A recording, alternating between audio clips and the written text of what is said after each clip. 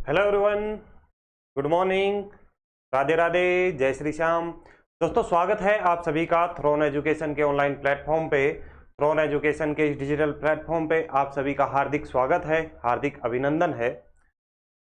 एक बार फटाफट से सभी दोस्त क्लास में जुड़ जाएं, सभी विद्यार्थी एक बार क्लास में जुड़ जाएं और सेशन को एक बार शेयर कर दें।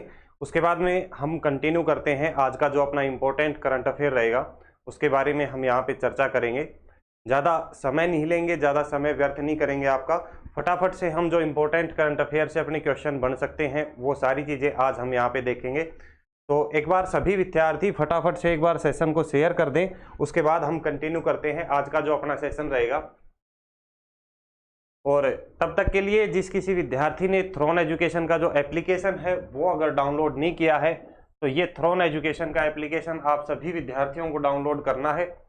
इससे आइकॉन के साथ में प्ले स्टोर में जैसे ही आप जाते हैं तो ये एप्लीकेशन आपको मिलेगा और इसको इंस्टॉल करना है। बात करें इसके लिंक की, अगर बात करें तो लिंक इसका डिस्क्रिप्शन में आपके लिए दिया गया है। यहाँ पे आपको करंट अफेयर की जो क्लासें हैं वो मिलेंगी, इसके जो नोट्स हैं वो भी आपको यहाँ पे मिलेंगे। उसके अलावा बहुत सारी टेस्ट सीरीज, फ्री नोट्स और ई बुक जो हैं वो आपको इस एप्लीकेशन में यहाँ पे मिल जाएंगी। तो आप सभी को एप्लीकेशन डाउनलोड करना है और साथ ही साथ अगर अभी तक आपने थ्रोन एजुकेशन का जो टेलीग्राम चैनल है अगर वो सब्सक्राइब नहीं किया है या ज्वाइन नहीं किया है तो आपको थ्रोन एजुकेशन के टेलीग्राम को भी ज्वाइन करना है। दोस्तों, उसमें क्या है कि आपको जो एग्जाम से रिलेटेड लेटेस्ट न्यूज़ रहती हैं वो आपको मिलेंगी, एमसीक्यू प्रैक्टिस आपको मिलती हैं रेगुलर बेस पे, और उसके अलावा फ्री जो नोट्स होते हैं, पैनल पीडीएफ होती हैं वो वहाँ पे शेयर की जाती हैं। तो आपको थ्रोन एजुकेशन का जो टेलीग्राम चैनल है वो ज़रूर से ज्वाइन करना है। इसका भी लिंक आपको डिस्क्रिप्शन में दिया जाएगा, वहाँ से आप इसको ज्वाइन कर सकते हैं। उसके बाद में चलिए हम यहाँ पे चर्चा कर लेते हैं जो आज के अपने यहाँ पे इम्पोर्टेंट करंट अफेयर रहेंगे उन सभी की हम यहाँ पे चर्चा करेंगे। तो एक बार सभी विद्यार्थी फटाफट से सेशन को शेयर कर दें। सभी को गुड मॉर्निंग, राधे राधे, जय श्री श्याम। बिल्कुल, एक बार फटाफट से सेशन को शेयर कर दें, उसके बाद हम यहाँ पे कंटिन्यू करते हैं अपनी क्लास को। चलिए, आज का अपना जो पहला प्रश्न है यहाँ पर उसके बारे में आपको जवाब देना है कि जो ओडिशा के नवनियुक्त सीएम है, मुख्यमंत्री, ओडिशा के नवनियुक्त मुख्यमंत्री मोहन चरण मांझी किस जनजाति से हैं। इसके बारे में आपको आंसर देना है। हाल ही में नए सीएम बनाए गए हैं ओडिशा में, उसकी यहाँ पे चर्चा की गई है।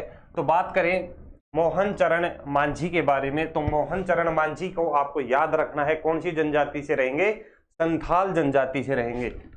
मोहन चरण मांझी संथाल जनजाति से रहेंगे।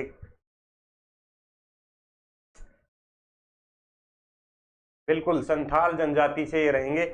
यहाँ पे बात करें ओडिशा के सीएम तो कौन हो गए वर्तमान में, मोहन चरण मांझी यहाँ पर सीएम हो गए। यहाँ पे बात करें राज्यपाल की, ओडिशा के राज्यपाल की अगर यहाँ पे बात की जाए तो एक बार आप कमेंट कर दें राज्यपाल कौन रहेंगे, यहाँ के राज्यपाल कौन रहेंगे, फटाफट से कमेंट कर दें एक बार।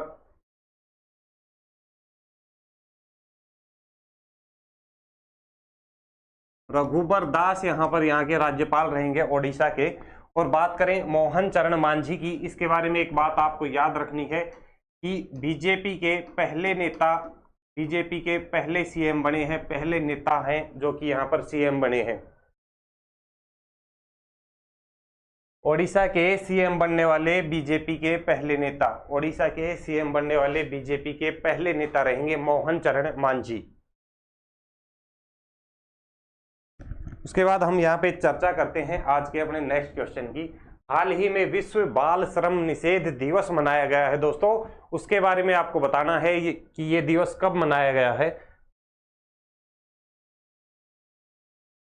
फटाफट से एक बार कमेंट कर दे कब मनाया गया बाल श्रम निषेध दिवस। तो आपको याद रखना है कि 12 जून को बाल श्रम निषेध दिवस यहाँ पे मनाया गया है। 12 जून को कौन सा दिवस मनाया जाता है, बाल श्रम निषेध दिवस मनाया जाता है 12 जून को।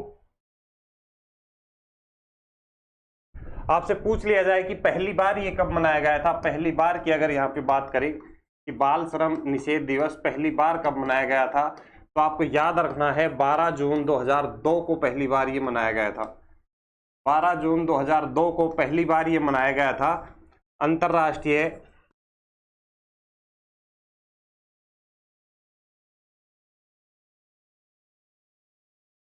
श्रम संगठन के द्वारा, कहां पर? जिनेवा स्विट्जरलैंड में। जिनेवा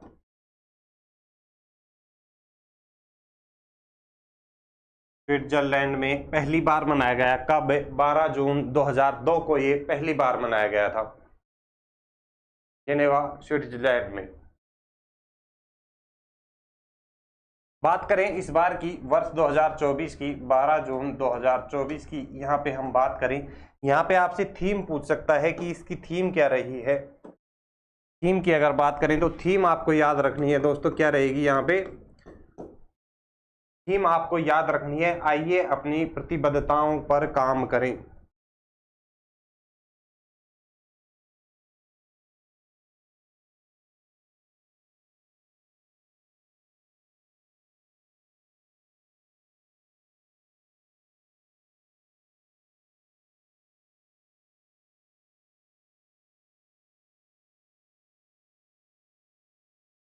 आइए अपनी प्रतिबद्धताओं पर काम करें और बाल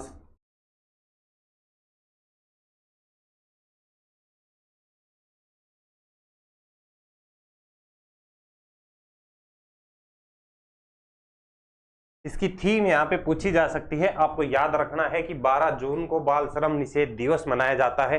पहली बार आपसे पूछा जाए तो कब मनाया गया? 12 जून 2002 को मनाया गया। अंतर्राष्ट्रीय श्रम संगठन ILO द्वारा जिनेवा स्विट्जरलैंड में पहली बार मनाया गया था। वर्ष 2024 की थीम पूछे तो आपको याद रखना है, आइए अपनी प्रतिबद्धताओं पर काम करें और बाल श्रम को समाप्त करें। ये आपको याद रखना है। उसके बाद में यहाँ पे हम चर्चा करते हैं नेक्स्ट क्वेश्चन की। फटाफट से आप एक बार आंसर दे दें अगर आपको पता है तो।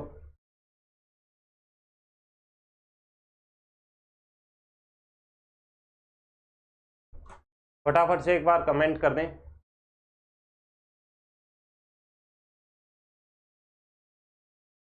संयुक्त राष्ट्र ने 2024 को अंतर्राष्ट्रीय वर्ष घोषित किया है। तो 2024 को कौन सा अंतर्राष्ट्रीय वर्ष घोषित किया गया है? तो यहाँ पे आपको याद रखना है कि 2024 को ऊँटों का अंतर्राष्ट्रीय वर्ष घोषित किया गया है। ऊँटों का अंतर्राष्ट्रीय वर्ष 2024 का तो क्या हो जाएगा? ऊँटों का अंतर्राष्ट्रीय वर्ष। यहाँ पर अगर आपसे पूछ लिया जाए 2025 के बारे में, तो 2025 के बारे में 2-3 बातें आपको याद रखनी है। पूछ लिया जाए 2025 के बारे में तो यहाँ पे पहला पॉइंट आपको याद रखना है, क्वांटम विज्ञान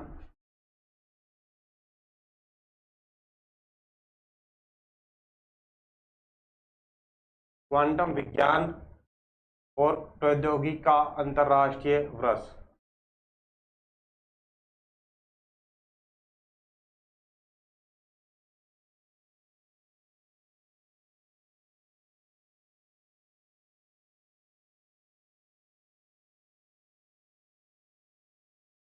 क्वांटम विज्ञान और प्रौद्योगिकी का अंतर्राष्ट्रीय वर्ष। इसके अलावा आपको याद रखना है अंतर्राष्ट्रीय सहकारिता वर्ष।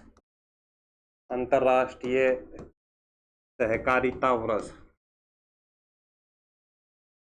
अंतर्राष्ट्रीय सहकारिता वर्ष के अलावा एक आपको याद रखना है अंतर्राष्ट्रीय शांति और विश्वास वर्ष।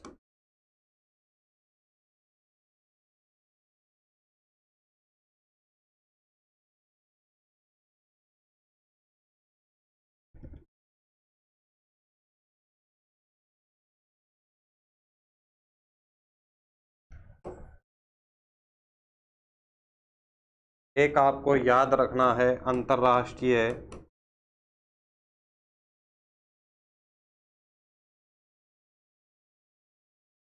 ग्लेशियर संरक्षण वर्ष।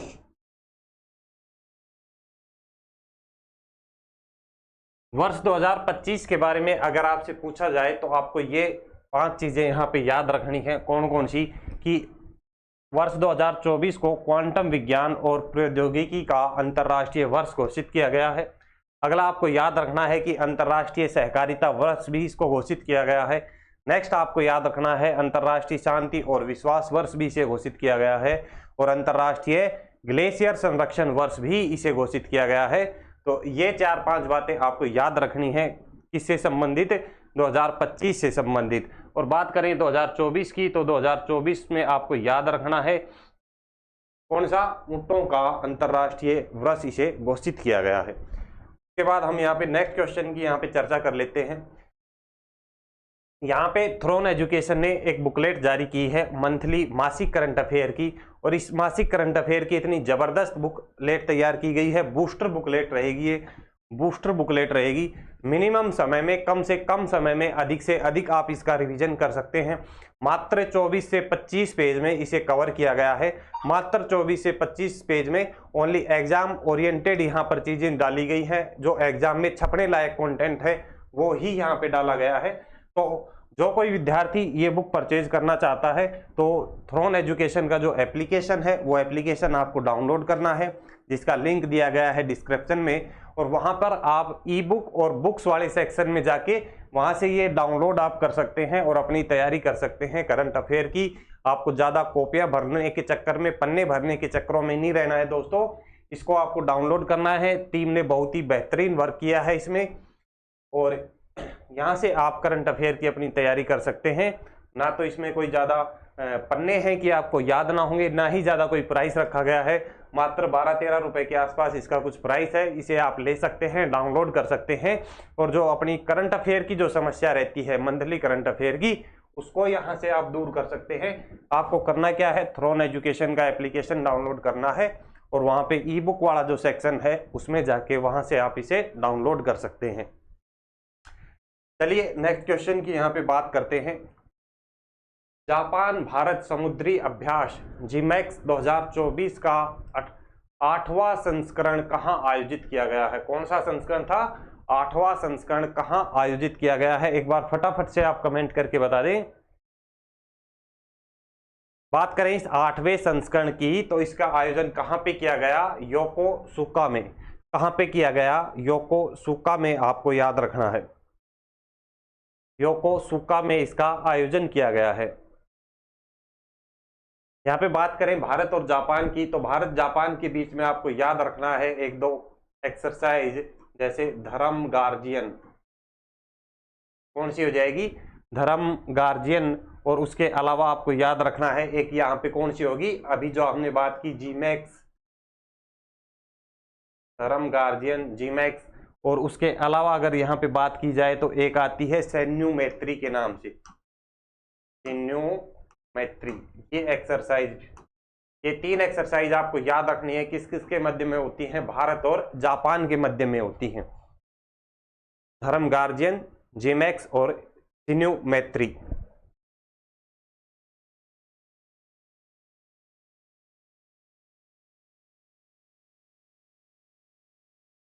के बाद नेक्स्ट क्वेश्चन की यहाँ पे चर्चा करते हैं। जून 2024 में ब्रिक्स विदेश मंत्रियों की बैठक में भारत का प्रतिनिधित्व किसने किया? जून 2024 में ब्रिक्स की विदेश मंत्रियों की बैठक हुई है, उसमें पूछा गया है कि भारत की तरफ से प्रतिनिधित्व किसने किया था, तो इसका आपको आंसर देना है। और यहाँ पे बात करें तो भारत की तरफ से यहाँ पे कौन गए थे? दम्पू रवि गए थे।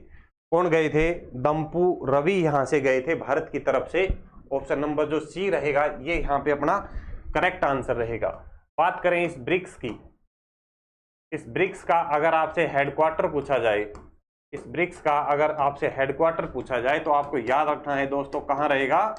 शंघाई चीन में इसका हेडक्वार्टर रहेगा। शंघाई चीन में इसका हेडक्वार्टर रहेगा। वर्ष 2024 में 1 जनवरी 2024 में 1 जनवरी 2024 में इसमें 5 नए देशों को शामिल किया गया है। इंपॉर्टेंट क्वेश्चन है, 5 नए देशों को इसमें शामिल किया गया है। 5 देशों के नाम आपको याद होने चाहिए। कौन कौन से हो जाएंगे 5 नए देश? बात करें पहला कौन सा हो जाएगा? मिस्र, ईरान, इथोपिया, मिस्र, ईरान, इथोपिया, यूएई, संयुक्त अरब अमीरात। यूएई मतलब संयुक्त अरब अमीरात। और एक कौन सा हो जाएगा? सऊदी अरब,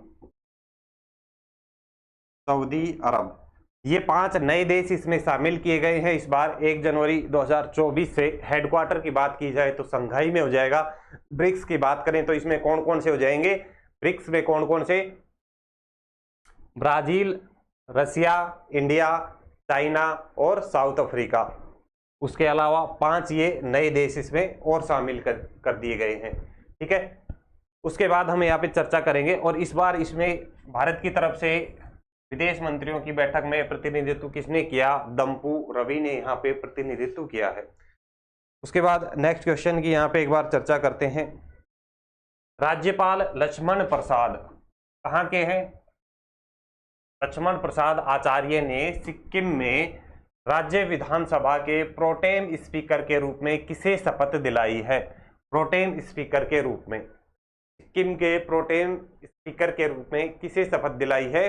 तो ये आपको याद रखना है, किसे शपथ दिलाई गई है? संजीत खरेल को यहाँ पे शपथ दिलाई गई है प्रोटेम स्पीकर के रूप में। बात करें सिक्किम के राज्यपाल कौन से हो गए,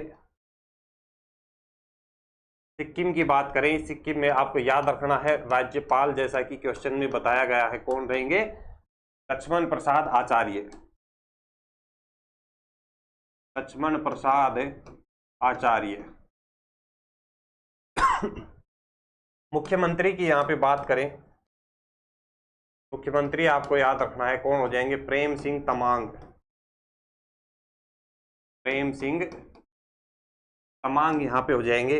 और यहाँ पे बात की गई है किसके बारे में? प्रोटेम स्पीकर के बारे में, प्रोटेम स्पीकर के बारे में यहाँ पे बात की गई है। कौन नियुक्त किए गए हैं?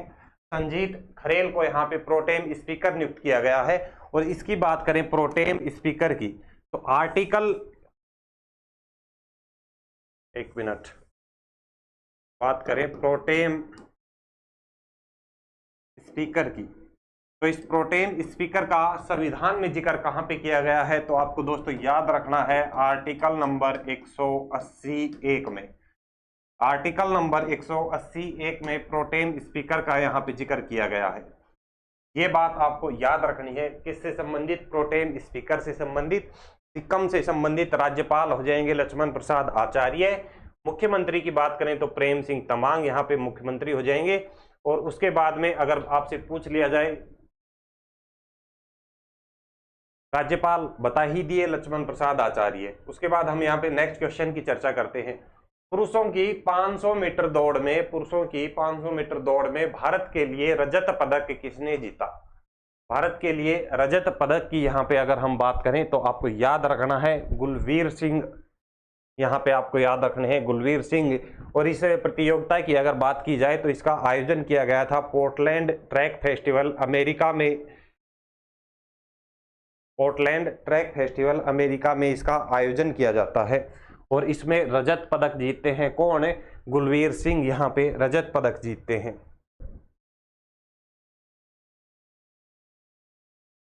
कौन सी प्रतियोगिता है ये आपको याद रखना है? पोर्टलैंड ट्रैक फेस्टिवल,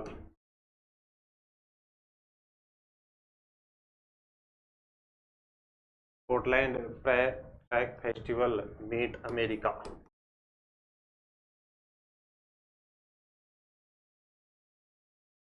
इसमें 5000 मीटर दौड़ में रजत पदक जीतते हैं गुलवीर सिंह। उसके बाद नेक्स्ट क्वेश्चन की बात करते हैं।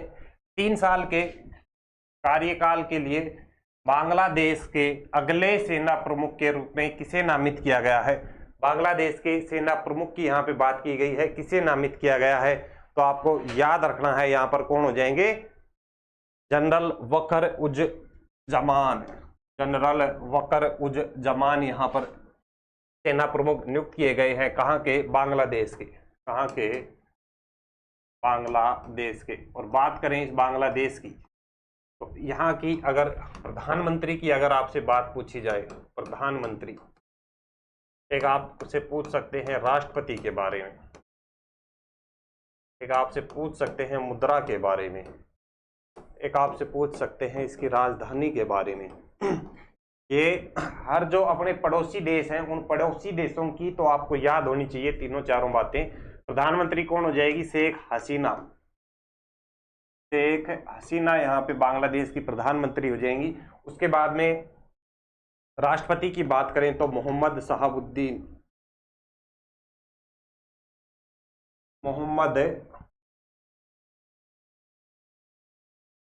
शहाबुद्दीन यहाँ पे क्या हो जाएंगे राष्ट्रपति। यहाँ पे मुद्रा की अगर बात की जाए तो मुद्रा क्या हो जाएगी बांग्लादेशी टका, यहाँ पे मुद्रा रहेगी बांग्लादेशी टका। और राजधानी की अगर बात करें तो यहाँ पे राजधानी आपको याद रखनी है क्या हो जाएगी ढाका। राजधानी की बात करें तो बांग्लादेश की राजधानी यहाँ पे क्या हो जाएगी ढाका, बांग्लादेश की यहाँ पे राजधानी हो जाएगी। ठीक है, तो ये 2-3 बातें याद रखनी है बांग्लादेश से संबंधित आपको। चलिए फटाफट से और देख लेते हैं अपने 2 क्वेश्चन आज के।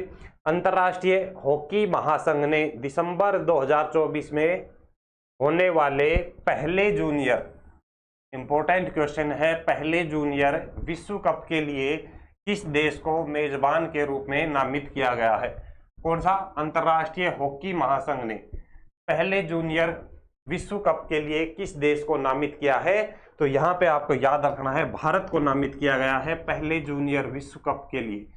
अंतरराष्ट्रीय हॉकी महासंघ ने इसे नियुक्त किया है मेजबानी के लिए। तो यहाँ पे कौन सा हो जाएगा अपना right answer? Option number D हो जाएगा भारत। उसके बाद नेक्स्ट क्वेश्चन की हम यहाँ पे चर्चा करते हैं। आज का अपना अंतिम क्वेश्चन है, Federation of Indian Chambers of Commerce and Industry ने, Federation of Indian Chambers of Commerce and Industry ने किसे अपना महानिदेशक नियुक्त किया गया है? किसे नियुक्त किया गया है? फटाफट से एक बार आप आंसर दे दें। तो यहाँ पे बात करें तो आपको याद रखना है ज्योति विज को federation of Indian Chambers of Commerce and industry का महानिदेशक नियुक्त किया गया है। यानी कि यहाँ पे बात की जा रही है किसकी? फिक्की की। फिक्की की फुल फॉर्म क्या होती है? Federation of Indian Chambers of Commerce and industry. इस फिक्की के महानिदेशक कौन हो जाएंगे? महानिदेशक पूछे जाएं तो ज्योति विज यहाँ पर महानिदेशक हो जाएंगे। बात करें इस फिक्की के हेडक्वार्टर की, तो हेडक्वार्टर आपको याद रखना है दोस्तों कहाँ रहेगा? नई दिल्ली में इसका हेडक्वार्टर रहता है। इसके अगर अध्यक्ष की बात की जाए, अध्यक्ष अगर आपसे पूछ लिए जाए कि फिक्की के अध्यक्ष यहाँ पे कौन रहेंगे, तो आपको याद रखना है अनीस शाह। कौन रहेंगे? अनीस शाह यहाँ पर फिक्की के अध्यक्ष रहेंगे। अनीस शाह यहाँ पर फिक्की के अध्यक्ष रहेंगे। Federation of Indian Chambers of Commerce and industry, FICCI की यहाँ पे बात की गई है। तो ये थे दोस्तों आज के कुछ अपने इंपॉर्टेंट करंट अफेयर थे। उसके अलावा बाकी की हम चर्चा करेंगे नेक्स्ट अगली क्लास में। तब तक के लिए आपको क्लास को ज़्यादा से ज़्यादा शेयर करना है दोस्तों के साथ में, अपने सहपाठियों के साथ में, और वीडियो को लाइक शेयर एंड सब्सक्राइब करना है।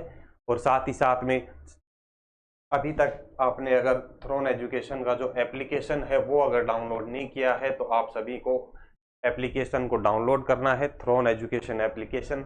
लिंक की बात करें डिस्क्रिप्शन में यहाँ पे लिंक दे दिया जाएगा।